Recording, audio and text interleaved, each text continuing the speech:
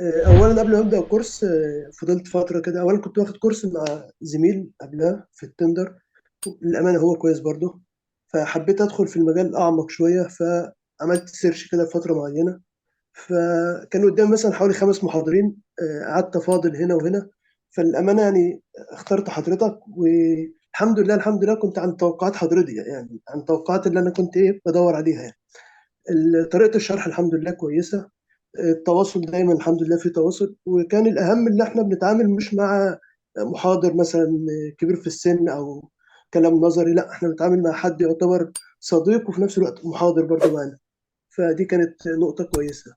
المادة العلمية، لأن أنا برضه في نفس الفترة بقعد أدخل على اليوتيوب، أبحث مثلا عن الاستيميشن، ببحث عن الكنترول مش عارف إيه. فبقعد أسمع هنا وهنا. فبرجع في الاخر لا، ان الكورس اللي احنا واخدينه والمحتوى اللي احنا واخدينه لا هو مغطي كل الحاجات دي كلها يعني. فان شاء الله تكون معرفة خير، وان شاء الله الفترة الجاية نركز اكتر على الكورس والمذاكرة وكان الجميل طبعا انك ما بتضحكش علينا مثلا، هو ايه انتوا حلوين وشاطرين ويلا وبتاع والمادة سهلة، لا انت بتقول لنا الوضع فعلا ايه، والشركات ماشية ازاي، والشغل ماشي ازاي.